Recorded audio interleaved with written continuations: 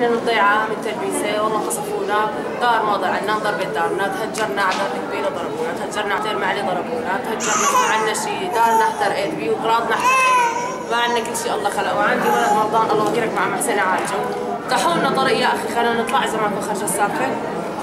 ما عندنا شيء، والله اغراضنا كلها الله يكرمك من هون غرض من هون غرض.